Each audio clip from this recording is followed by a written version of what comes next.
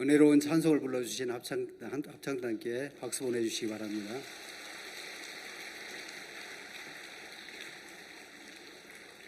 내려가실 때 조심해서 내려가시면 감사하겠습니다.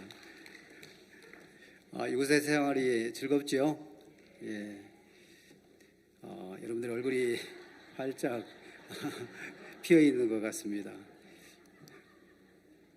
자, 지금 이 시간에는 깊은 소식 한밭교회 심무하시는 조기훈 목사님께서 말씀 전해 주시겠습니다.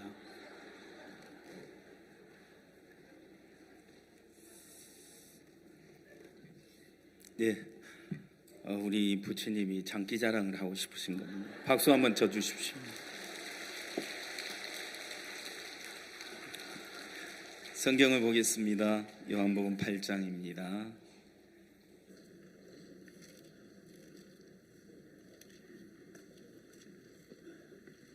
요한복음 8장 1절부터 읽겠습니다.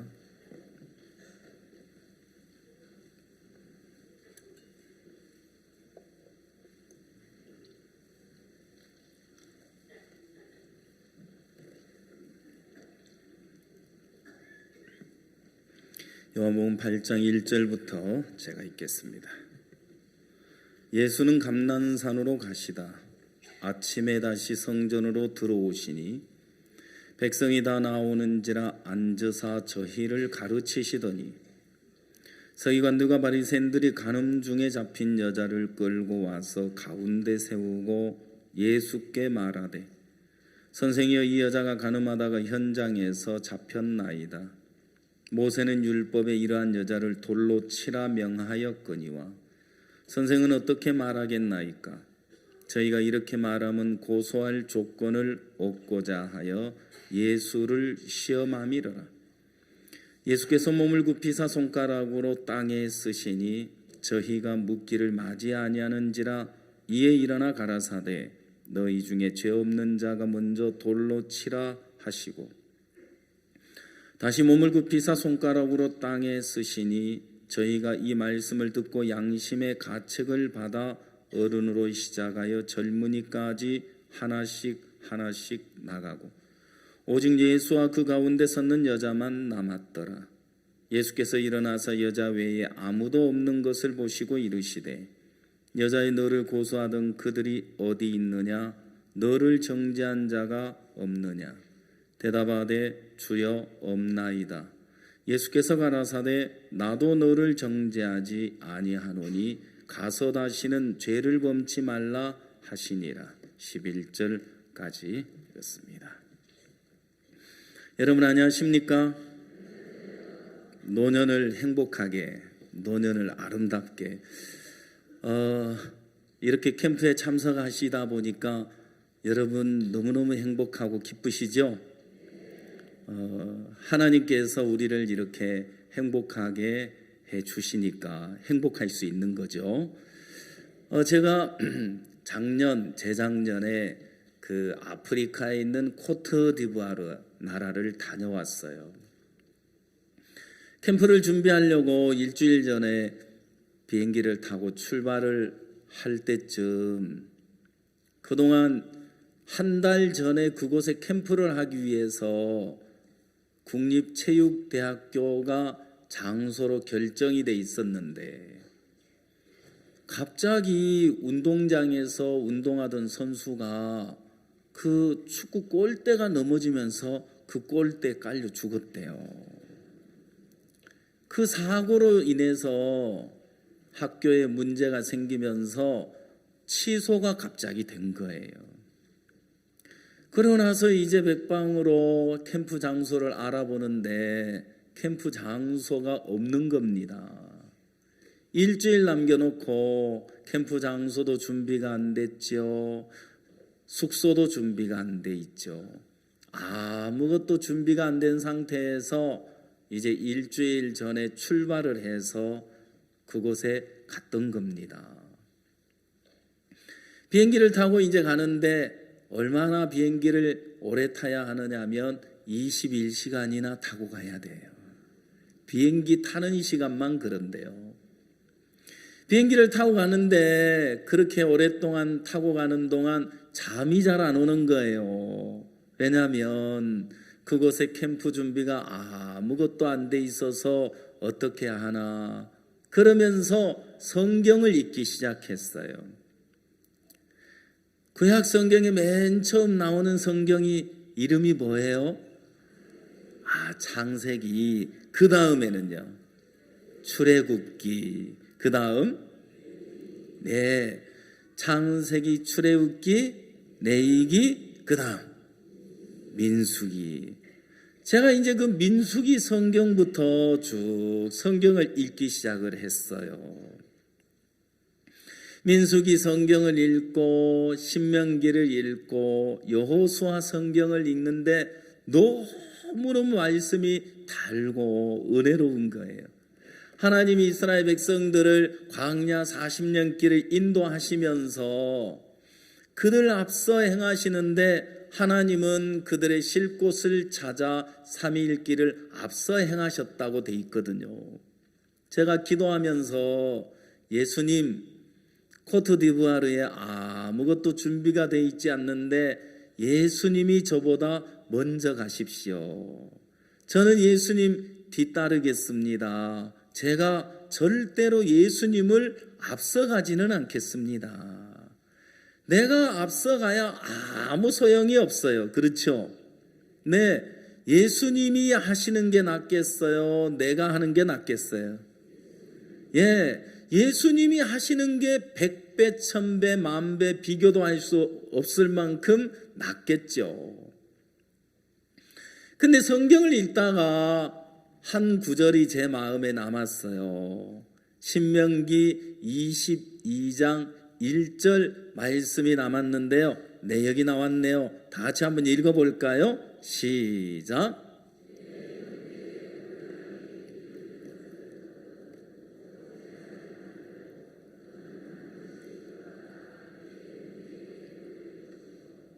네, 내 형제의 우양에 길 잃은 것을 보거든 못 본 채 하지 말고 너는 반드시 끌어다가 네 형제에게 돌릴 것이요. 여기에서 보면 저 형제의 우양이 길을 잃었다 이 말이에요.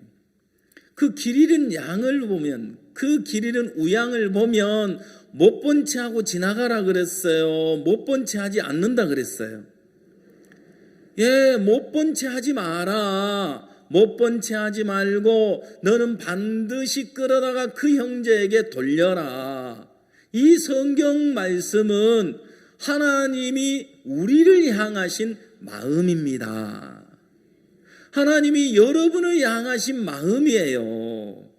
자, 이제 우리 실버, 모친, 부친들 이제 나이가 드시고 몸도 이제 나이가 들어서 나이 든 표가 자꾸 나죠, 그죠? 네. 그런데 내 형제의 우양에 길 잃은 것을 길 잃은 것을 보거든 못 본 채 하지 말라 그랬는데 주님이 오늘 여러분들을 보시면 못 본 채 하고 지나가시겠어요? 여러분에게 있는 문제를 못 본 채 하지 않고 반드시 해결해 주시겠어요? 네, 반드시 해결해 주시는 거예요. 못 본 채 하지 아니하고, 아, 그렇구나, 이 문제도 못 본 채 하지 아니하시겠구나, 주님은 나를 못 본 채 하지 아니하시겠구나, 그냥 지나가지 않으시겠구나, 그러면 이런 문제도 해결해 주나요? 예, 반드시 해결해 주십니다. 아멘. 그래, 우리는 이 성경을 보면서 하나님의 마음, 곧 나를 향한 하나님의 마음을 만날 수가 있는 겁니다. 정확하게 하나님의 마음을 알면 시험 들 일도 없고요. 아무리 어려움을 만나도, 아무리 슬픈 일을 만나도, 아무리 절망적인 형편을 만나도 나를 향하신 하나님의 마음을 알면 슬픔이 있어도 슬퍼할 일이 없고, 문제가 있어도 어려울 게 없고, 절망적인 형편이 와도 절망 속에 빠져 있어야 될 이유가 전혀 없습니다.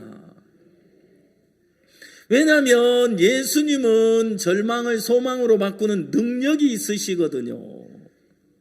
제가 이 성경을 보면서 하나님이 코트디부아르의 캠프 장소도 준비가 안 돼 있고, 숙소도 준비가 안 돼 있고, 아무것도 준비가 안 돼 있지만 하나님이 못 본 채 하지 않으시겠다, 반드시 캠프를 도와주시겠구나, 제 마음에 이 말씀이 자리를 잡으면서 내 마음에 소망이 가득하게 되고 절망이 떠나가는 거예요. 형편은 달라진 게 없어요. 하나님의 말씀을 우리 마음에 그대로 받아들이면 이렇게 형편과 상관없이 우리는 소망을 가질 수가 있습니다.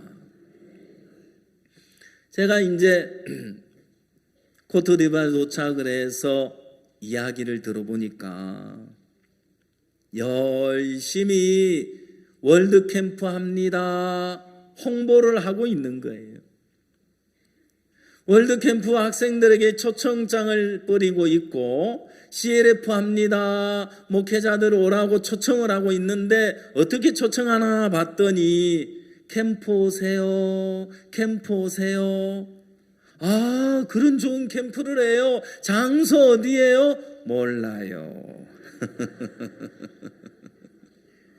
CLF 오세요, CLF 오세요 하면서 이제 전단지를 주고 팜플렛을 주는데, 목사님들이 그 프로그램을 보고, 야, 이렇게 좋은 프로그램이 있습니까? 이걸 라디오에 광고도 좀 하시고 TV에 광고도 좀 하시지 그래요. 그러면 많은 목회자들이 올 텐데, 아니 그런데 그건 그렇고 장소는 어딥니까? 몰라요.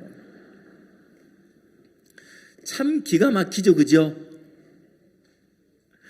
근데 제가 생각할 때는 장소도 결정이 안 돼 있는데 캠프 오세요, CLF 오세요 초청을 하고 있는 그 성도들도 믿음이 대단한 것 같아요. 제가 이야기했어요. 하나님이 신명기 22장 1절에 내 형제의 우양에 길 잃은 것을 보고도 못 본 채 하지 말고 반드시 그에게 돌리라고 하셨다. 주님이 못 본 채 하지 아니하실 겁니다. 반드시 해결해 주실 겁니다. 이제 믿음으로 하십시오. 그리고 그 국립체육대학교 하나님이 결정해 주셨는데 그 형편 때문에 안 됐다고 마음에 절망하지 말고 믿음으로 가서 이제 초청을 하십시오. 자, 캠프 오세요. 장소 어디예요? 에이, 여러분 뭐가 안 통하네. 몰라요가 아니지 이제는. 예, 몰라요가 아니에요. 캠프 오세요. 장소는 국립체육대학교. 총장은 빌려줄 생각도 안 하지만 우리는 믿음으로. 아멘. 예, 총장은 지금 빌려줄 생각도 안 해요. 근데 하나님은 이미 주셨어요, 안 주셨어요? 이미 주셨어요. 믿음으로 하면 다 돼요, 안 돼요? 다 돼요. CLF 오세요. 장소는 체육대학교라 이 말이에요. 자, 그렇게 해서 저희들이 이제 가만히 있으면 안 되잖아요. 이제 총리실을 찾아갔어요. 총리실을 찾아가서 총리 고문을 만났는데 안 된다는 거예요. 그러면 이제 그 다음 마지막 갈 데가 어디 있어요? 대통령궁에 찾아가야 되잖아요. 대통령궁에 찾아가서 막 두들겼더니 대통령 고문이 나오는 거예요. 그래서 저희들이 대통령 고문에게 우리가 청소년들이 위해서 이런 캠프를 하려고 합니다 하니까 대통령 고문이 감동을 받았어요. 세상에 우리나라 청소년들을 위해서 우리가 해야 할 일을 여러분들이 하고 계시네요. 당연히 장소를 해결해 드려야 안 되겠습니까? 그러면서 전화를 딱 걸어줬는데 체육대학교 총장이 저 프랑스가 있는 거예요. 대통령 고문이 전화를 하니까 총장이 이걸 거부할 수 있어요, 없어요? 거부할 수가 없는 거예요. 전화를 해서 아니 이렇게 좋은 일을 하는데 장소 좀 빌려줘요. 그 대학교에서 행사 좀 하게 해줘요 했더니 그 고문이 이야기하니까 총장이 알겠습니다. 운동장은 빌려드리겠습니다. 기숙사는 안 됩니다. 아이고 세상에 운동장이 해결이 됐어요. 아멘. 네. 자, 이제 운동장이 해결이 됐는데 다음 주 월요일 캠프인데 토요일 오후에 운동장이 해결이 됐어요. 그 다음에 이제 운동장은 해결됐으니까 뭐가 준비돼야 돼요?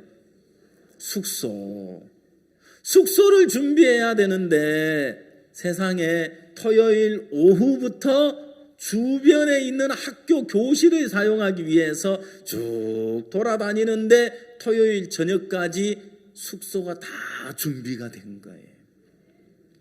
그리고 이제 캠프 당일날이 딱 됐어요. 캠프 당일날 이제 토요일 아침부터 이제 일요일 아침부터 시작을 해가지고 무대 설치를 하는데 이틀이 걸린단 말이에요. 간신히 무대를 설치해가지고 이제 첫째 날 캠프가 시작이 됐는데 예주 캠프 장소네요. 나왔네요. 무대 설치를 지금 하고 있어요. 박수 치려면 확실히 쳐봐. 혼자 치지 말고. 자, 이제 더 중요한 건 뭐냐면 캠프 당일날이 됐는데 그날 저녁 몇 명이 왔느냐? 4,500명이 왔어요. 예, 할렐루야. 4,500명이 와서 쫙 이렇게 앉아 있는데 이게 꿈이야 생시야. 이게 정말 놀라운 캠프가 됐어요. 너무너무 감사했어요. 이렇게 4,500명이 왔는데 저희들이 숙소가 부족한 거예요. 너무 많이 와가지고. 그래서 그 수도가 아비장시인데 아비장시에 사는 사람들은 집에 가서 자고 오세요 하고 저희들은 숙소에 가 자고 아침 새벽 말씀 전하려고 나왔더니 세상에 그 사람들이 집에 안 가고 그 잔디밭에 다 누워 자대요. 그래서 우리는 하나님 말씀대로 내 형제의 우양에 길 잃은 것을 보거든 못 본 채 하지 말고 반드시 그 형제에게 돌리라고 하셨는데 하나님이 못 본 채 하지 아니하셨죠? 반드시 해결해 주셨죠, 그죠? 그렇습니다. 여러분들이 이제 형편을 믿지 말고 여러분의 생각도 믿지 말고 하나님 말씀만 믿어야 합니다. 사람의 마음은 늘 변합니다. 그러나 하나님 말씀은 영원히 변치 않습니다. 우리 눈에 보이는 만물, 이건 없어지는 세상입니다. 꽃이 아무리 아름다워도, 자연이 아무리 아름다워도 이것들은 영원한 게 없습니다. 우리 눈에 보여진 세계는 영원한 게 없습니다. 어느 날 되면 다 사라질 것들인데 영원한 것은 하나님의 세계밖에 없습니다. 그래서 하나님은 이 땅에 살아가는 동안 여러분들에게 건강하면 70이고 강건하면 80이라 이제 100세 시대가 열리고 있는데 이 땅에 살아가는 동안 여러분들이 하나님 앞에 설 수 있는 기회를 드리고 있는 겁니다. 이번 캠프가 여러분 인생의 마지막 기회가 될 수도 있습니다. 이 캠프를 마치고 내려갔다가 여름 캠프에 얼굴을 보지 못하는 분들은 주님 품에 가신 분들이더라고요. 네. 그래서 이번 캠프가 여러분의 인생의 마지막 기회가 될 수도 있는데요. 우리는 이렇게 하나님의 말씀만을 믿고 달려나갈 때 하나님이 우리 앞에 길을 여시고 역사하는 걸 볼 수 있는데요. 제가 코트디부아르를 처음 갈 때 여기가 아주 더운 나라예요. 가서 보니까 정말 더운 나라던데 그 코트디부아르는 더워서 코트는 안 입고 가도 되더라고요. 자, 이제 작년에 제가 두 번째 코트디부아르 캠프를 또 이제 대장이 돼서 가게 됐어요. 그리고 비행기를 타고 가면서 무슨 생각을 했는지 아세요? 작년보다는 어렵지 않을 거야. 설마 작년만큼 어려울까? 근데 여러분 그런 말 아세요? 설마가 사람 잡는다고. 제가 이제 코트디부아르에 갔는데 금요일 날 캠프인데 역시 월요일 날 도착했을 때 캠프 장소가 정해져 있지 않았어요. 선교사님에게 물어봤더니 작년에 했던 체육대학교에서 하려고 한대요. 그런데 또다시 그곳에서 장소를 지금 결정을 안 해준다는 거예요. 저희들이 이제 그곳에 가 있으면서 수요일 날 아비장 주지사님을 만나서 저녁 식사 대접을 받게 됐는데 우리 선교사님이 사모님에게 이야기했어요. 오늘 식사 대접을 잘 받았습니다. 음식은 너무너무 잘 먹었습니다. 그런데 저는 맛을 느낄 수 없었습니다. 그 선교사님 말 잘하대요. 그러니까 사모님이 아니 왜요? 사실은 금요일 날 캠프를 해야 되는데 캠프 장소가 아직 결정이 안 됐고 숙소도 아직 결정이 안 돼 있어서 제가 음식의 맛을 느낄 수 없었습니다. 그러니까 사모님이 빙그레 웃더니 아이고 선교사님 그런 문제는요 우리 남편한테 다 맡기세요. 그리고 선교사님 편안하게 주무시면 내일 아침 되면 다 해결될 거예요. 그러는 거예요. 그러니까 또 아비장 주지사님이 사모님이 그렇게 탁 믿어주니까 뿌듯하신지 흐뭇해하고 웃고 계시더라고요. 그러더니 전화를 하시는 거예요. 체육부 장관한테 전화를 딱 걸어가지고 국립체육대학교 그곳에서 작년처럼 이제 그 캠프를 하려고 하는데 운동장을 좀 빌려주시죠. 그렇습니까? 걱정하지 마십시오. 내일 아침에 해결될 겁니다. 고맙습니다. 전화를 딱 끊으시더니 걱정하지 말고 가서 쉬래요. 자, 들어보세요. 작년에 월요일날 캠프인데 토요일날 결정됐죠. 그죠? 지금 날짜가 어떻게 됐어요? 금요일날 캠프인데 수요일인데 지금 장소가 결정이 안 됐으니까 작년보다 쉬워졌어요? 더 어려워졌어요? 아니, 쉬워진 게 아니고 더 어려워졌다니까요, 시방.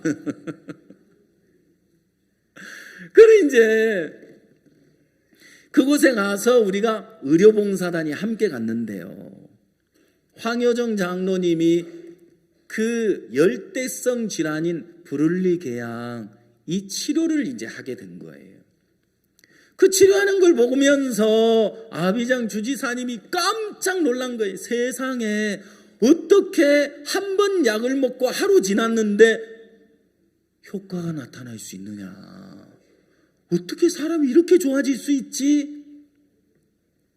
저도 가서 같이 그 사진을 봤는데요. 어떤 아주머니가 얼굴에 브룰리 궤양이 생긴 거예요. 예, 지금 이제 어느 쪽이죠? 이쪽이죠, 이쪽. 예, 이쪽 편에 있는 얼굴이 약 먹기 전에 얼굴이에요. 예, 이쪽 편에 있는 얼굴이 어제 약을 먹고 그 다음날 와서 찍은 사진의 모습이에요. 그러니까 이쪽 편은 그냥 번져가고 있고 약을 한 번 먹었는데 아무라들고 있죠. 그죠? 네. 하루 한 번 약을 먹고 왔는데 이렇게 약효가 나타나는 걸 보면서 그 주지사님 마음을 활짝 연 거예요. 네. 그 다음 하나 사진 더 보겠습니다. 어떤 사람이 발입니다. 다리가 코끼리 다리처럼 이렇게 퉁퉁 부어가지고 저 다리를 디딜 수가 없어서 병원에 절단을 수술을 하려고 가는 도중에 우리 소식을 들은 겁니다.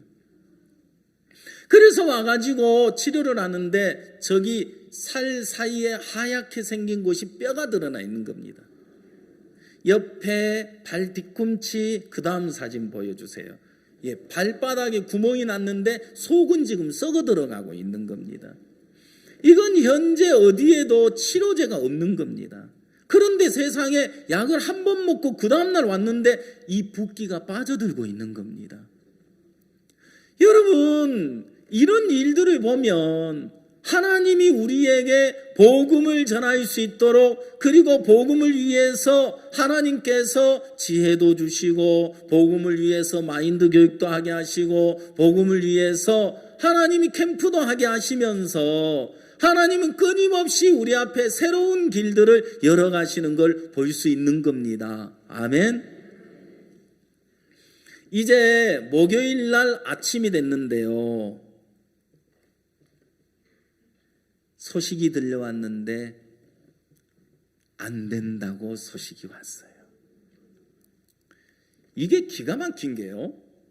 체육대학교는 체육부 장관이 관리를 하는 곳이잖아요. 그럼 장관이 지시하면 총장이 말 들어야 돼요, 안 들어야 돼요? 들어야 되는데 총장이 말을 안 들어버리는 거예요. 못 빌려준다 하고 단호하게 선을 그어버린 거예요. 제가 이제 목요일 날 저녁에 내일 캠프인데 기가 막히잖아요. 작년에는 이틀 전이었는데 지금은 하루 전인데 이제 밤이 됐는데 총리실 고문을 만났는데 이 고문이 총장에게 전화를 해주겠대요. 그래서 그날 저녁 퇴근을 해가지고 운동장에서 만났어요. 그리고 그분이 말하기를 아프리카는 어떻게 일해야 되는지 아시죠? 돈을 줘야 됩니다. 사용료를 준다고 하면은 안 할 사람이 아무도 없을 겁니다. 그래, 얼마를 줄 겁니까? 묻는 거예요. 얼마 줘야 합니까? 이 정도는 줘야 합니다. 그 정도 얼마든지 드리겠습니다. 그 자리에서 총장이 전화를 하니까 돈을 준다고 하니까 확실히 통하대요. 그러면 해결해 드리죠. 그런 거예요. 근데 중요한 건 내일 캠프 당일인데 이 사람이 부르기나 파소라는 나라에 가 있는 거예요. 현재. 내일 점심때 1시에 공항에 도착을 해서 자기가 직접 학교에 와가지고 운동장 장소를 보고 자기가 지정해 준 데서 해야 된대요. 자, 내일 오전이면 캠프 참석할 사람들이 오겠죠, 그죠? 근데 이미 이건 때가 늦은 거죠. 제가 이제 알았어요. 이 체육대학교는 하나님의 뜻이 아니구나. 그리고 마음을 접어야만 했어요. 사역자님들을 숙소에 보내고 그 운동장을 거니면서 하나님께 기도를 했어요. 하나님, 내일은 캠프 당일입니다. 어디로 가야 합니까? 야, 그 상황이 되니까 별별 생각이 다 들대요. 예, 별별 생각이 다 들어요. 하나님이 나를 이곳까지 불러가지고 나를 죽이려고 작정을 하셨나? 아이고, 어디 도망갈 데나 있으면 도망이나 갔으면 좋겠다. 그 생각도 드는데 새벽 1시까지 그곳은 운동장을 거니면서 하나님 하면서 기도를 했어. 그리고 숙소에 들어가 잠을 청했는데 또 새벽에 일찍 깬 거예요. 오늘은 캠프 당일날인데 사역자들을 다 깨워가지고 같이 기도를 했어요. 하나님, 이제 우리는 어디로 가야 합니까? 어디에 하나님의 뜻이 있습니까? 분명 하나님이 캠프 장소를 준비해 놓았을 텐데 어딥니까 그곳이? 저에게는 길이 없습니다. 저는 방법이 없습니다. 하나님이 돕지 않으면 저희들은 캠프를 할 수가 없습니다. 하나님께 한마디 한마디 고하면서 기도를 하는 동안 마음이 막 달아오르는 거예요. 기도하다 말고 죄송합니다. 갑자기 통곡이 나오더라고요. 눈물을 펑펑 쏟으면서 하나님, 내가 의지할 때가 하나님 말고 어디 있습니까? 하나님이 도와주셔야죠. 야, 작년에는 신명기 22장 1절 말씀을 주시더니 올해는 고린도전서 10장 13절 말씀을 딱 떠올려 주시는 거예요. 예, 나왔네요. 같이 읽어볼까요? 예, 시작.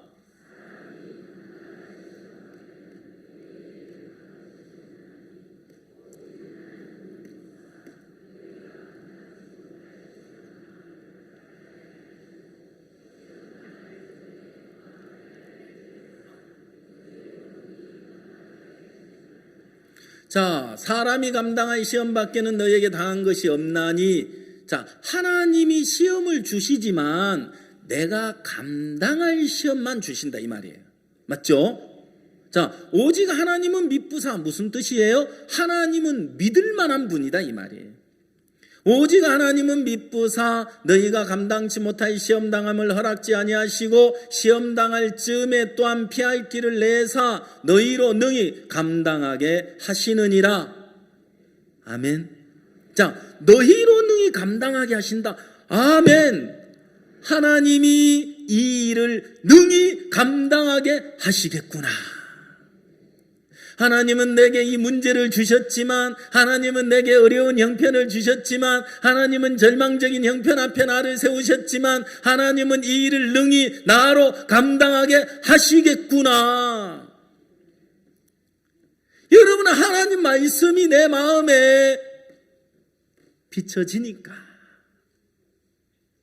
이 성경을 한번 떡 찾아보는데, 그렇네, 맞네, 능히 감당하게 하시겠네, 말씀대로 역사하시는 분입니다. 그리고 그 전날 그 체육대학교 총장하고 전화통화를 하는데 뭐라고 이야기했느냐면, 아니 왜 우리 대학에서만 하려고 그러는 거예요? 저 코코디 대학도 있잖아요 그러는 거예요. 코코넛도 아니고 코코디 대학. 이 들어보지도 못한 대학인데 어딘지 모르겠어요.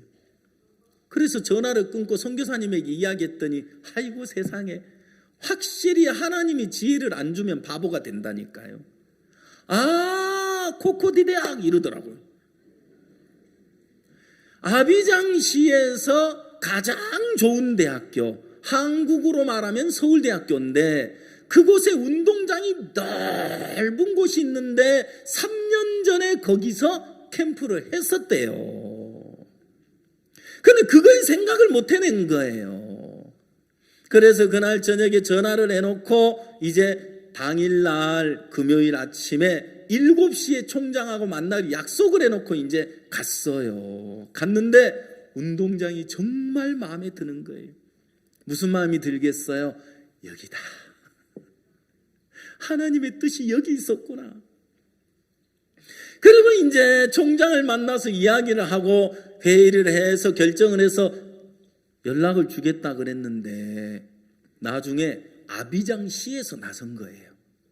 아비장시 담당자가 연락이 와가지고 목사님, 그 대학교에서 계약금 전액을 가져오면 사용 승인을 해주겠다 그랬는데 한국 돈으로 1,500만 원인데 저희들이 지금 은행에서 돈 찾아가지고 바로 가서 계약을 할 테니까 바로 오십시오. 그리고는 이분들이 자기들이 돈 들여가지고 아비장 시청에서 1,500만 원 가지고 가가지고 그 코코디 대학 운동장을 계약을 해줬습니다.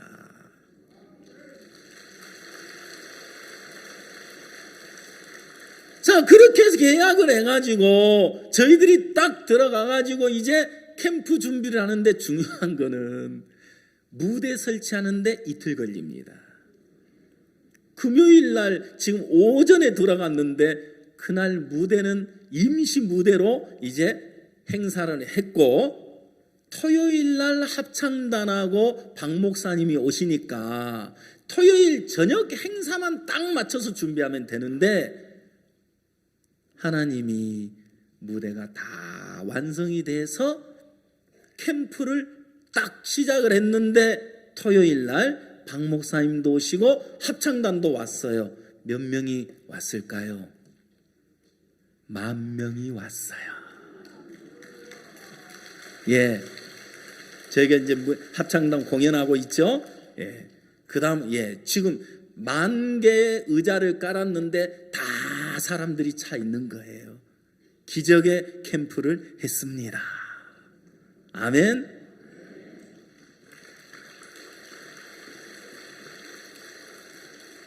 이걸로 끝난 게 아니에요. 하나님이 선물을 주셨어요. 무슨 선물을 주셨느냐면 아비장 주지사님이 우리는 대통령실에 장관실에 편지 보냈는데 답도 없는데 아비장 주지사님이 박 목사님을 얼마나 크게 여기는지, 목사님은 대통령도 만나셔야 됩니다, 장관도 만나야 됩니다 해가지고 아비장 주지사님이 직접 나서가지고 이제 약속을 잡은 거예요. 어느 날 이제 주일날 오후에 아비장 주지사님 집에 초대를 받았는데 박 목사님에게 왕복을 딱 입혀주시더라고. 예, 다음. 예, 저기 지금 목사님이 딱 왕관 쓰고 이렇게 이쪽 계시죠, 그죠?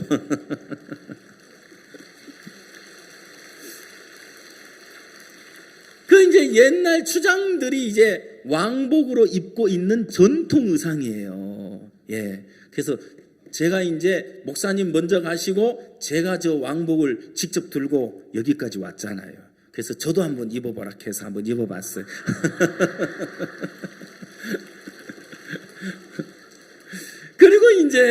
그리고 월요일 날 10시 비행기로 나오셔야 되는데 12시 반에 영부인 미팅이 잡혔어요.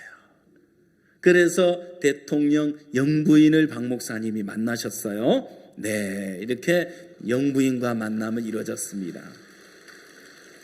그 다음에 1시 반에 보건부 장관하고 또 만남이 이루어졌습니다. 예, 그래서 MOU 사인도 했습니다. 그래서 브릴리 계양 임상 실험을 하게 됐습니다. 예.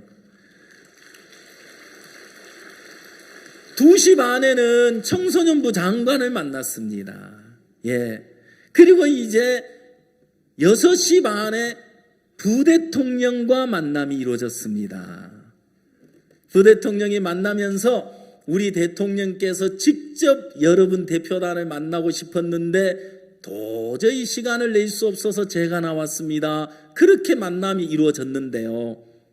예. 그리고 이제 이 부대통령과 너무너무 좋은 대화를 가졌어요. 그리고 난 이후에 이제 얼마 전에 일본에서 총리를 만나셨거든요. 이제 누구만 만나면 돼요? 예, 대통령만 만나면 돼요.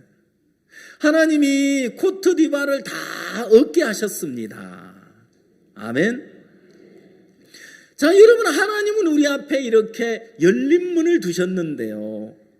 제가 이제 뭘 이야기 드리고 싶으냐면, 우리는 능력이 없지만, 우리는 부족하지만, 우리에게는 조건이 없지만, 때로 어려움이 있어도, 때로 절망적인 문제를 만나도 전혀 문제가 되지 않는 것은 예수님 한 분 계시기 때문에 그렇습니다.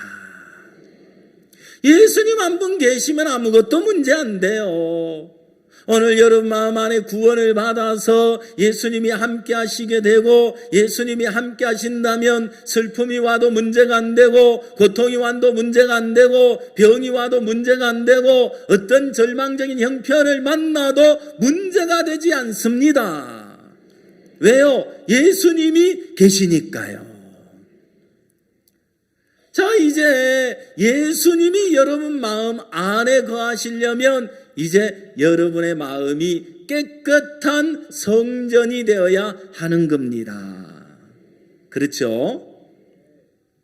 오늘 요한복음 8장을 보면 간음증에 잡힌 여자 이야기가 나와요.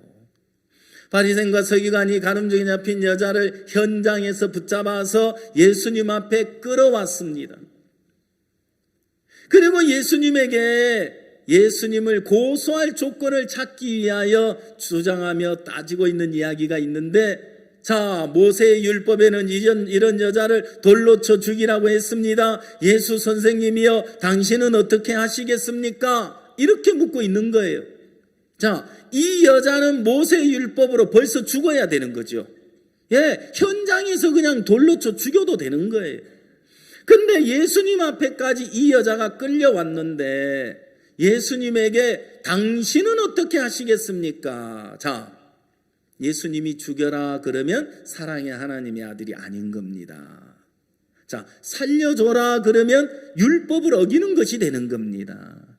그렇기 때문에 바리새인과 서기관은 예수님을 이제 두 가지 방법밖에 없어, 예수는 이제 걸려들었어 라고 생각하고 있는데, 예수님에게는 방법이 많아요, 적어요?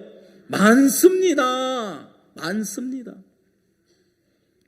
예수님이 바리새인과 서기관들에게 땅바닥에 뭔가 글을 쓰시고 나서 하시는 말씀, 너희 중에 죄 없는 자가 먼저 돌로 쳐라. 뭐가 없는 사람이 돌로 치라는 거예요? 죄 없는 사람이 돌로 치라는 거예요. 자, 중요한 건 이 여자는 바리새인과 서기관에 의해서 끌려와서 두려움에 잡혀 있고 절망 속에 있고 사망의 그림자가 드리워져 있는데, 이제 내 인생은 끝이라고 여기고 있는데, 너희 중에 죄 없는 자가 먼저 돌로 치라는 말씀이 떨어지자 바리새인과 서기관이 양심의 가책을 느끼면서 슬그머니 돌들을 내려놓고 떠나가고 있는 모습을 보는 거예요. 여러분, 실제 하나님 앞에서 보면 이 간음증에 잡힌 여자나 바리새인과 서기관이나 똑같은 죄인이겠죠. 그렇습니다. 똑같은 죄인입니다. 그러나 바리새인과 서기관들은 하나님 앞에 정확하게 자신을 비춰본다면 저 여자가 바로 저 자신입니다. 나를 불쌍히 여겨 주십시오 하고 엎드려져야 하는데, 바리새인과 서기관들은 어떻게 생각하고 있었습니까? 너 같은 여자는 죽어야 돼. 우리는 달라. 우리는 너하고 다른 사람들이야. 우리는 의로워. 우리는 경건해.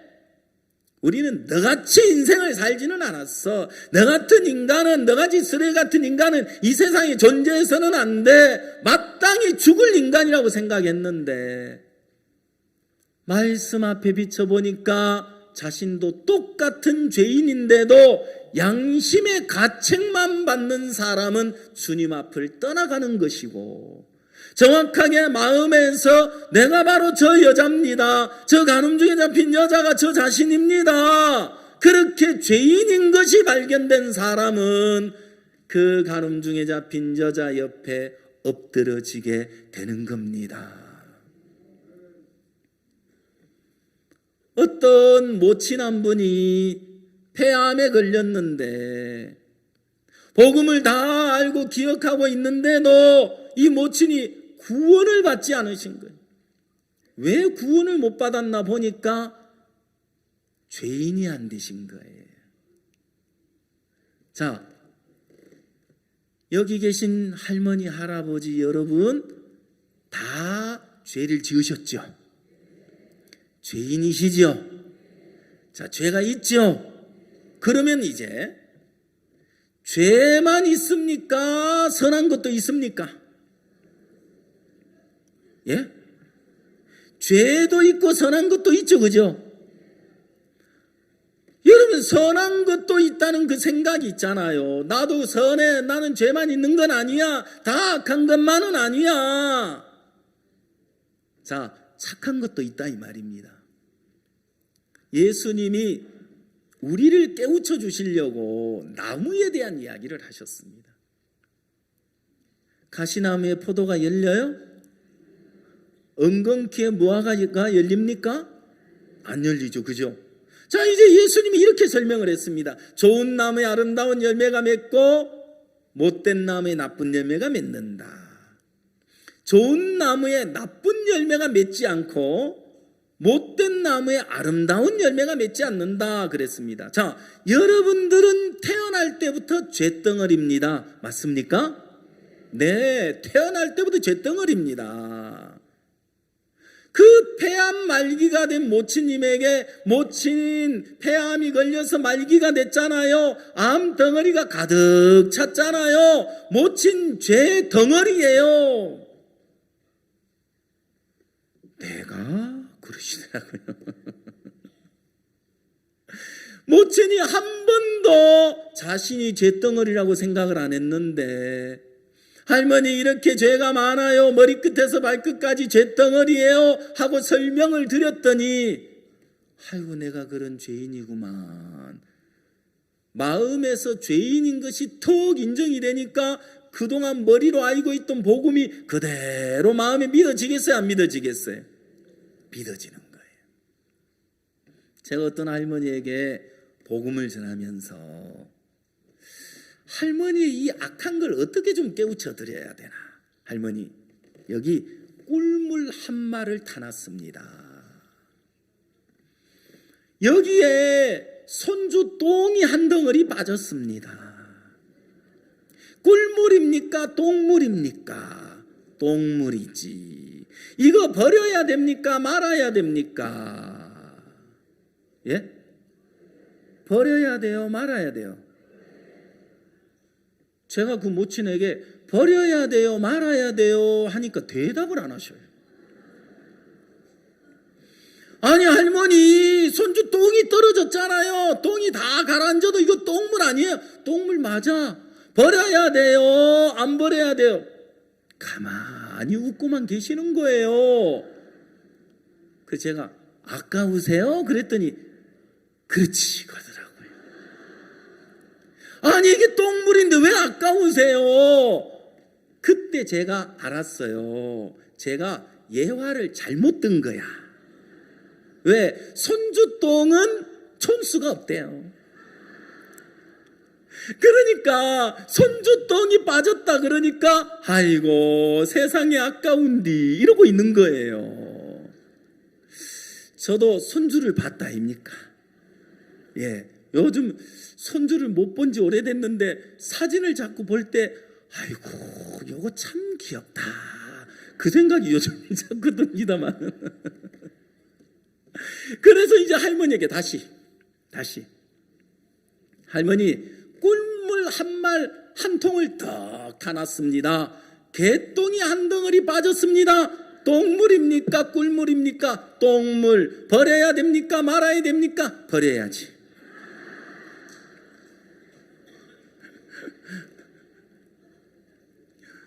사람들은 인생을 살면서 가장 많이 쏟고 사는 게 누구에게 쏟고 사느냐? 자신에게 쏟고 산다 이 말이에요. 사기를 당해본 적이 있는 사람, 절대로 다른 사람 안 믿고 자기만 믿어요. 근데 중요한 건 사기를 당한 사람을 보면 처음부터 자신을 믿기 때문에 사기를 당하는 거예요. 성경에서 사단의 마비 돼서 사는 사람은 누군 줄 알아요? 100% 자신을 믿는 사람들은 다 마귀에게 속아서 사는 겁니다. 그래서 여러분들이 간음을 하고 살인을 하고 도둑질을 하고 어떤 죄보다도 가장 큰 죄는 자신을 믿고 살아가는 겁니다. 여러분, 사람들이 많이 하는 말이 있죠. 내 모습은 내가 알아. 여러분 모습을 어떻게 알아요? 예? 여러분 얼굴 거울 봐야 알잖아요. 그렇죠? 어떤 바보가 동네 어른들이 뒤통수를 만지면서 아이고 이놈 뒷꼭지 참 예쁘다 칭찬해 주니까 뒷꼭지가 보고 싶었대요. 그래서 이 뒷꼭지를 어떻게 보나 하고 찾다가 아이디어가 딱 떠올랐어요. 방에 들어가더니 서랍에서 뭔가를 손에 들고 나와서 마당에서 뒷꼭지를 비추는데 뭔가 봤더니 손거울을 가지고 왔어요. 뒤통수를 비추더니 얼른 가져왔어요. 또 얼른 가져왔어요. 보여요 안 보여요? 이 뒤통수를 보려고 자꾸 뒤에다가 비추는데 얼른 가져왔는데 보여요 안 보여요? 안 보이는 거예요. 지금까지도 그러고 있대요. 여러분, 사람들이 자신을 믿고 살아가는데 자신에게 가장 속고 산다는 겁니다. 우리는 못된 나무입니다. 아름다운 열매를 맺지 아니하는 나무마다 찍혀 불에 던지우느니라. 여러분들이 죽을 때까지 아름다운 열매는 맺을 수 없습니다. 그래서 지켜져야 합니다. 불에 던져질 겁니다. 그리고 불사름을 당할 겁니다. 영원한 멸망을 당할 수밖에 없는 죄인인 겁니다. 어떤 모친이 일제시대에 동경대학을 나오신 분이라 하네요. 그 시대에 동경대학 나왔다 그러면 똑똑하고 부잣집 사람일 거 아니에요. 그죠? 그런데 이분이 나이 들어서 얼마나 자신이 위선되고 얼마나 자신이 악한 자신을 발견하면서 거울을 볼 때마다 이 나쁜 년아, 이 위선자야 그러면서 그 거울에 비춰진 자신을 보며 그렇게 욕을 하고 살았다 하시는 거예요. 박 목사님도 거울에 비춰진 당신 얼굴을 보며 이 나쁜 놈아 그렇게 욕을 하셨다 그러는데 여러분들은 여러분 바라보고 어떻게 하셨어요? 아이고 예뻐라. 사람들은 한 줌의 흙에 불과하고 티끌에 불과한 인생인데 어찌 황금 보석처럼 다이아몬드처럼 아끼고 위하고 사랑해주고 섬겨주고 있는지. 그거 썩어 없어져 버릴 것들인데 이거 구더기 밥밖에 안 될 텐데. 그래요 안 그래요? 그래요. 이제 여러분 자신이 정말 여러분 자신을 믿고 살았는데 인생이 꼬일 대로 꼬여서 꽈배기가 됐죠. 상처투성이가 돼버리는 거예요. 인생이 왜 불행한 줄 알아요? 못나서 못나서 부족해서 가난해서 불행한 게 아니에요. 하나님을 떠나면서 하나님과 끊어지면서 자신을 믿고 살아가면서부터 인생은 불행해진 것입니다. 언제 불행이 끝이 납니까? 하나님께로 돌이키면 됩니다. 아멘. 어느 날 그 할아버지하고 할머니가 장수만세 퀴즈대에 나와가지고 할머니가 답을 맞추고 할아버지가 이제 문제를 내는 거예요. 그래, 할멈, 그 여자 인생은 두레박 인생이라 그러잖아. 여자 인생 평생 새 남자를 잘 만나야 돼. 누구 하니까 새 남자, 이장반장 면장. 아버지, 남편, 아들을 잘 만나야 돼. 새 남자를 잘 만나야 되잖아요. 그죠? 근데 아이 통과. 이거 아주 쉬워. 자기하고 나 사이 좋은 사이. 무슨 사이? 영감하고 나 사이 왼수. 아이 그것 말고 내자. 자기하고 나 사이 좋은 사이. 내자 평생 왼수. 이게 천생연분이라 해야 되는데 이 평생 원수가 됐어요. 할머니들을 보면 평생 원수라 그러면서 평생 또 남편만 믿고 사는 거 보면 참 귀하죠. 제가 서울에서 그 복지회관에 갔는데 60, 70, 80 할머니 100여 분이 모여 계시는데 마인드 강연을 했어요. 제가 이런 얘기를 했어요. 할머니, 할머니를 결혼하기 전에 마음에 이상형이 있었어요? 그랬는데 저 혼났어요. 그럼 없을까봐 그러시더라고요. 마음에 이상형과 결혼하신 분 했더니 또 혼났어요. 그게 마음대로 돼감 하면서. 여러분들도 다 결혼하기 전에 이상형 있었죠? 아, 있었다 하네. 그 이상형하고 결혼하신 분 손 들어봐요. 한 명도 없어요. 그게 마음대로 돼감. 그래서 제가 이제 또 물어봤어요. 그러면 마음에 이상형 버렸어요? 하니까 아직 안 버렸네.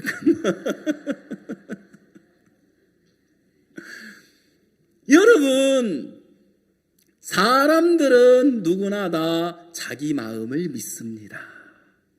내 마음을 믿고 내 생각을 믿고 내 판단을 믿고 내 느낌을 믿습니다. 가짜입니다.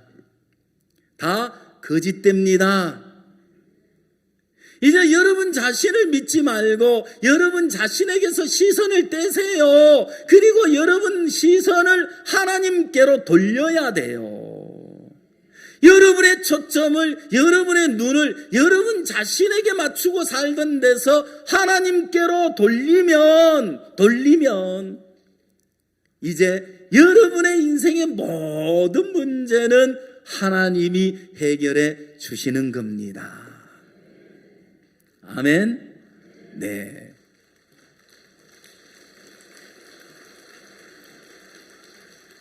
자, 이제 예수님이 너희 중에 죄 없는 자가 먼저 돌로 쳐라 말씀이 떨어지니까 다 떠나가고 없었습니다. 그리고는 예수님은 다시 이야기합니다. 여자에게 말합니다. 너를 정죄한 자가 없느냐.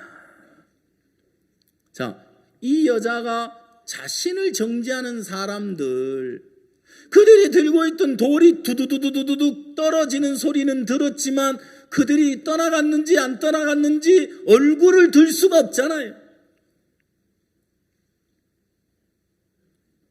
그 돌들은 자신에게 날아와야 되고, 그 돌들은 자신에게 얼굴을 향하고 자신의 팔을 향하고 온몸을 피투성이를 만들고, 그 돌들은 자신에게 돌무덤이 쌓여야 됐는데 세상에 예수님을 만나면서 자신을 향한 돌들이 다 떠나갔다는 사실입니다.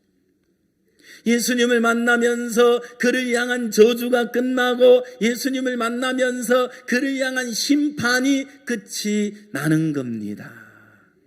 자, 너를 정죄한 자가 없느냐? 고개를 살며시 들고 주변을 둘러보니까 있어요? 없어요? 아무도 없는 겁니다. 그리고 예수님은 말씀하십니다.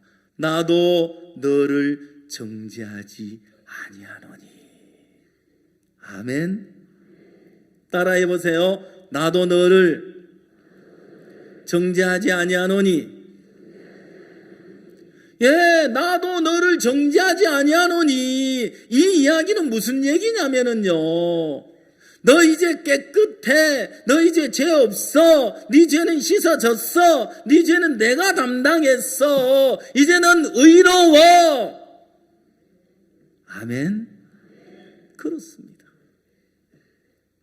이제 여러분들이 여러분의 생각을 믿어야 되는 게 아니고 주님이 뭐라고 말씀하셨느냐, 성경에 뭐라고 기록이 됐느냐, 이제 그 말씀을 그대로 믿을 때 여러분 마음 안에 주님이 임하십니다.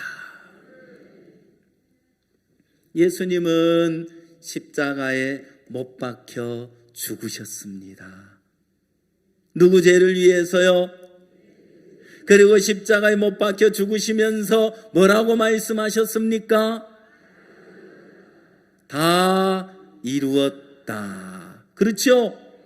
예수님이 십자가에 못이 박히셨어요. 마지막 남기신 말씀, 다 이루었다. 운명을 하시는 거예요. 아멘. 자, 예수님이 다 이루었다는 말씀 속에 우리의 모든 죄가 끝이 났다는 증거입니다. 어디에서 우리 죄가 끝이 났습니까? 십자가에서 죄가 끝이 났습니다. 심판도 끝났습니다. 형벌도 끝이 났습니다. 저주도 끝이 났습니다. 예, 이제 여러분에게 영생이 있습니다. 아멘. 제가요, 광주 어느 교회에 집회를 갔어요. 집회를 마치고 났는데 할머니 한 분이 저 뒤쪽에 혼자 앉아 계시더라고요. 다가가서 성경을 펴서 할머니 성경 이야기 조금만 들으세요 했더니 성경을 탁 밀쳐내시는 거예요. 나 귀 안 들려. 눈치를 보니까 귀가 들리시는 것 같아. 그 성경 듣기 싫어가지고 그러신 것 같아요. 그래서 성경을 더 가까이 대시면 조금만 들어보세요. 귀 안 들린다니까. 지금 잘 들리구만.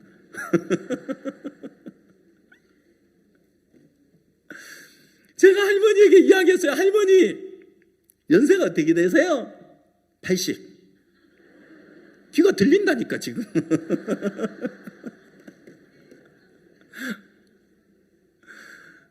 할머니 80평생 살아오는 동안 한 많은 인생 사셨죠?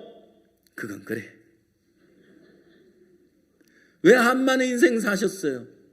왜 그럴까? 죄가 많아서 그래요. 죄가요. 그래, 내가 죄가 많은 건 사실이야.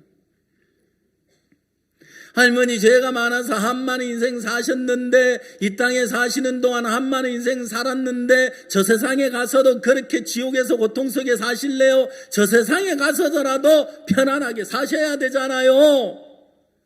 그건 그렇지. 제 이야기 조금만 들어보세요 하고 다시 성경을 내미니까 이제는 뭐라고 하시는 줄 아세요? 나 글 몰라. 이제 알았어요. 나 귀 안 들려 하신 이유가 뭐였냐면 글을 모르시는 거였어요. 글 모른다는 이야기를 한다는 게 자존심이 상한 거죠. 그러니까 마음에서 차마 글 모른다는 이야기를 창피해서 못 하셨던 거예요. 나 글 몰라. 아이고 할머니 진즉 그러시지. 글 몰라도 괜찮아요. 이 목사가 알아듣도록 자세히 가르쳐 드릴 테니까 제 이야기만 잘 들으세요. 아셨죠? 어디 해봐. 그래서 제가 물었어요. 교회 몇 년 다니셨어요? 15년. 아이고 오래 다니셨네요. 예수님 십자가에 못 박혀 죽은 사진 보셨어요? 봤지. 아이고 나는 그 사진만 보면 예수가 불쌍해 죽겠어.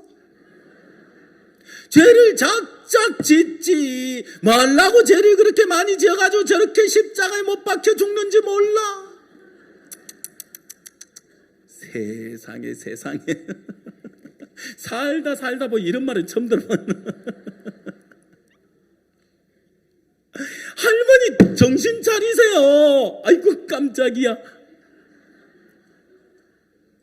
할머니 지금 예수님이 죄가 많아서 죽은 게 아니에요. 그럼 뭐예요?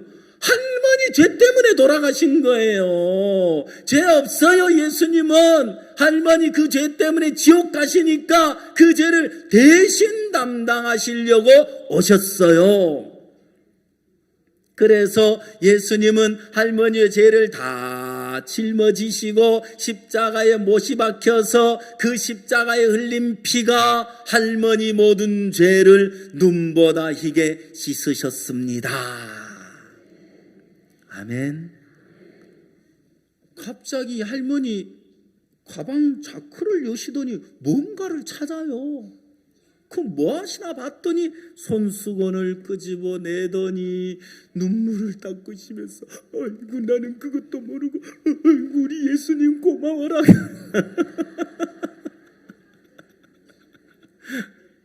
할머니가 그새 마음이 바뀌셨어요. 예수님이 내 죄를 위해 죽으셨구나. 나를 위해 죽으셨는데 나는 그것도 모르고 세상에 예수님 고맙습니다. 내 죄를 위해 죽으신 예수님 감사합니다. 아멘. 여러분 쉬워요 안 쉬워요? 쉬워요. 자, 가늠중에 잡힌 여자가 하나 깨달은 게 있어요. 너희 중에 죄 없는 자가 먼저 돌로 쳐라. 말씀 한마디 떨어지니까 다 떠나갔죠. 이제 알았어요. 내가 죽고 사는 것이 나에게 있지 않구나. 예수님에게 달렸구나. 아멘. 로마서 5장 19절에 한 사람의 순종치 아니함으로 많은 사람이 죄인 된 것 같이. 자, 다 같이 읽어보겠습니다. 시작.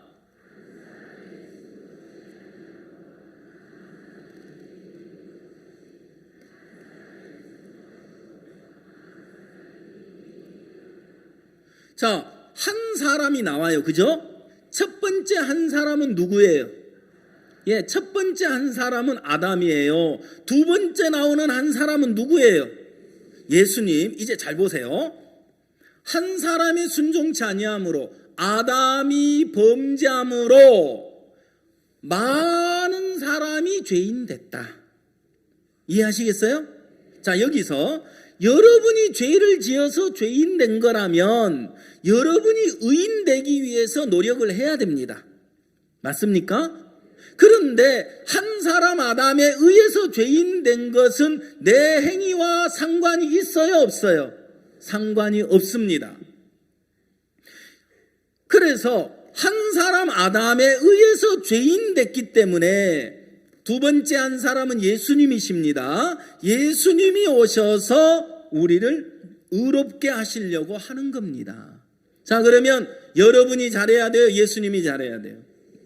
예, 로마서 5장 19절은 이 성경 한 권을 함축해 놓은 것입니다. 알겠습니까? 자, 그래서 로마서 5장 19절을 보면 여러분의 잘하고 못하는 것 상관이 없습니다. 이제 예수님만 잘하면 됩니다. 그래서 예수님이 어떻게 하셨습니까? 첫사람 아담은 산 영, 살아있는 영, 첫사람 아담은 살아있는 영이고 마지막 아담은 예수님을 가리킵니다. 살리는 영이 되어 주셨다 이 말입니다. 그럼 마지막 아담 예수님은 우리를 살리려 오신 겁니다. 아멘. 자, 히브리서 9장 26절에는 세상 끝에 예수님이 나타나셨다고 되어 있습니다. 예수님은 언제 오셨다고요? 예, 여기 이제 보겠습니다. 그리하면 그가 세상을 창조할 때부터 자주 고난을 받았어야 할 것이로되 이제 자기를 단번에 제사로 드려 죄를 없게 하시려고 세상 끝에 나타나셨느니라 그랬죠. 자, 지금까지는 첫사람 아담 안에서 하나님이 우리를 보고 계실 때는 다 죄인으로 봤습니다. 마지막 아담 되신 예수님이 세상 끝에 오셨습니다. 마지막 아담 되신 예수 안에서 세상을 보니까 죄인이에요, 의인이에요? 아멘. 예, 이제 여러분은 의인입니다. 자, 예수님이 죄를 없게 하시려고 세상 끝에 오셨다고 성경은 기록하고 있습니다. 자, 에베소서 2장 1절에는 뭐라고 되어 있느냐면요, 너희의 허물과 죄로 죽었던 너희를 살리셨도다. 자, 여러분은 죄로 죽어 있었습니다. 그렇죠? 이제 예수님은 여러분을 죄와 허물과 죄로 죽은 여러분을 살리셨도다. 이미 살렸어요. 앞으로 살릴 거예요. 살리셨습니다. 2000년 전에 십자가에서 우리 죄가 끝났어요. 앞으로 사해 주시는 거예요. 예, 이미 사해 놓았습니다. 이미 우리 죄가 씻겨져 있습니다. 이미 의롭게 되어 있습니다. 그걸 믿는 게 믿음입니다. 아멘. 자, 히브리서 10장 14절을 보겠습니다.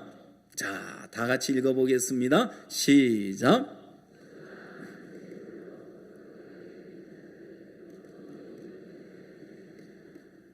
자, 저가 한 제물로 거룩하게 된 자들을 영원히 온전케 하셨느니라. 로마서 3장 24절에는 그리스도 예수 안에 있는 구속으로 말미암아 하나님의 은혜로 값없이 의롭다 하심을 얻은 자 되었느니라. 이렇게 돼 있죠, 그죠? 이미 의롭게 해놨죠, 그죠? 히브리서 10장 10절에는 이 뜻을 쫓아 예수 그리스도의 몸을 단번에 들이심으로 말미암아 우리가 거룩함을 얻었노라. 이미 거룩하게 해놨죠, 그죠? 조금 전에 읽었던 이 성경에도 뭐라고 되어 있습니까? 저가 한 제물로 거룩하게 된 자들을 영원히 온전케 하셨느니라. 온전합니까? 예. 여러분 잘 아시는 전도사님 있잖아요. 심홍섭 전도사님. 박 목사님이 어느 날 합천교회를 들렸는데 그 사모님이 눈물을 흘리면서 아이고 우리 남편이 20년 세월 술주정뱅이로 살아요. 저 어떡해요? 내일 새벽에 남편 데려와. 그래서 이제 새벽에 목사님을 찾아왔는데 목사님을 만나는 게 부담스러웠는지 2병이나 그 새벽에 마시고 왔다는 거예요. 목사님이 성경을 펴서 히브리서 10장 14절을 읽게 했어요. 저가 한 제물로 거룩하게 된 자들이 영원히 온전케 하셨느니라. 하나님이 자네를 온전케 했어 안 했어? 예, 온전케 하셨습니다. 자네는 온전해 안 해? 안 온전합니다. 왜?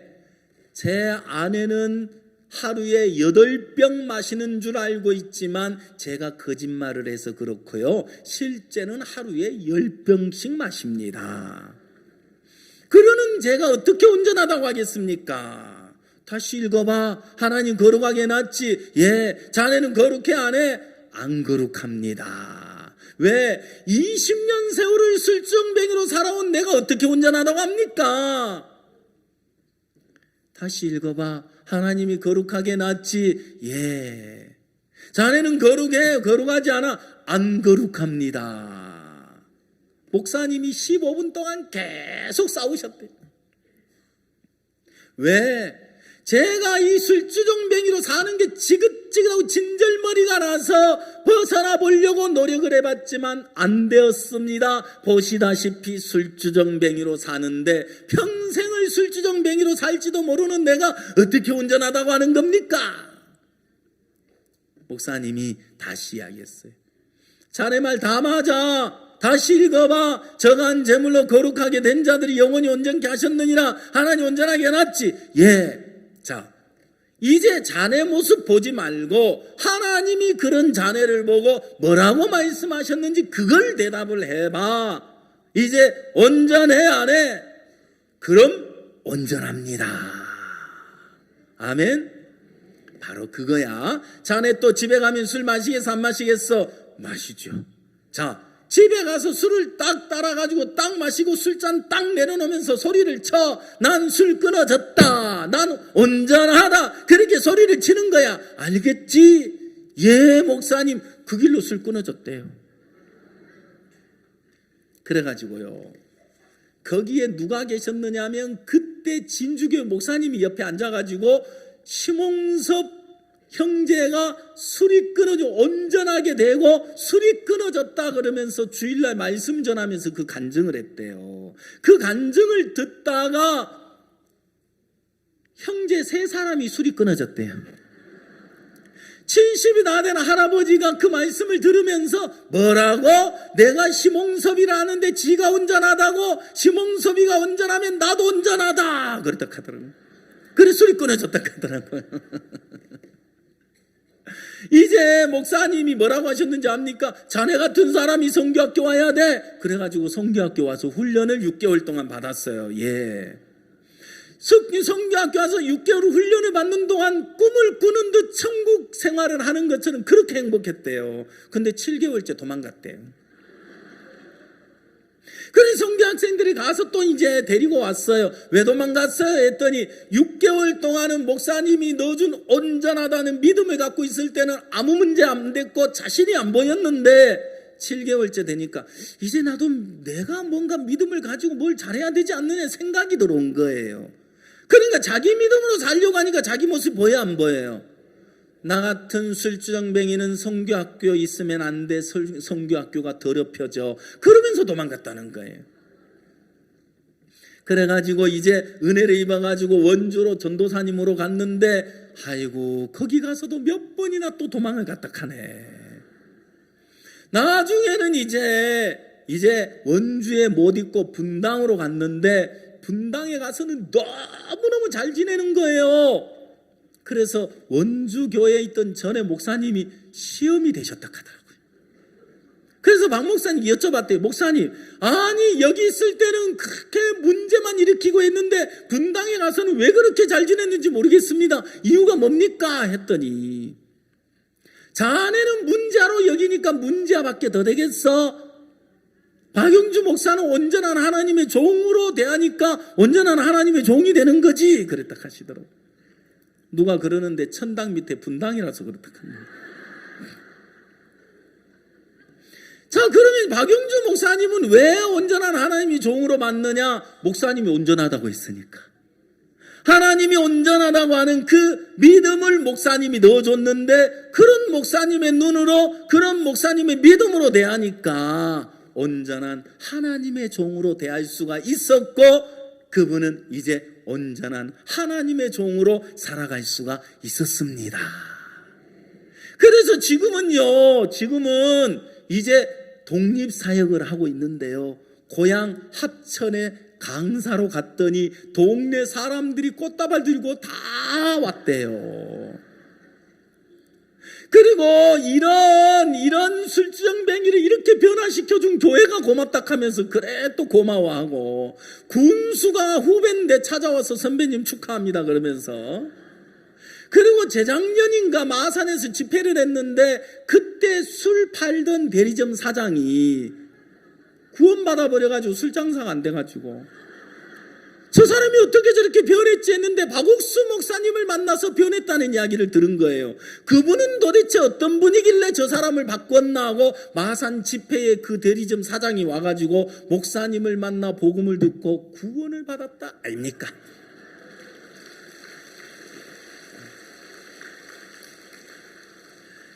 자, 여러분 이제 심홍섭 전도사님만 온전한 게 아닙니다.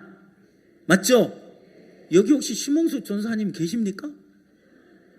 계시면 어디 손 한번 들어보세요. 안 계시네. 계시면 자, 심홍섭 전도사님만 온전한 게 아니고 누구도 온전합니까? 예, 아이고 이제 통하네. 나도 그렇죠. 여러분도 온전합니다. 아멘. 예, 하나님이 여러분을 온전케 하신 이유가 뭔지 알아요? 온전한 사람만이 천국에 당당히 들어갈 수 있어요. 이제 오늘 여러분 이 사실을 믿음으로 천국 백성이 됐습니다. 하나님의 자녀입니다. 몇 살이에요? 빵살. 자, 이제 간음 중에 잡힌 여자에게 나도 너를 정죄하지 아니하노니 그 말씀 한마디가 그 여자를 모든 죄에서 자유케 하신 것처럼 오늘 주님이 우리를 온전하다고 하심으로 우리는 이제 우리를 온전케 하시는 주님으로, 우리를 거룩하게 하신 주님으로, 우리를 의롭게 하신 예수님으로 인하여 참된 자유를 얻었습니다. 참된 안식을 얻었습니다. 이제 그 예수님으로 말미암아 사는 겁니다.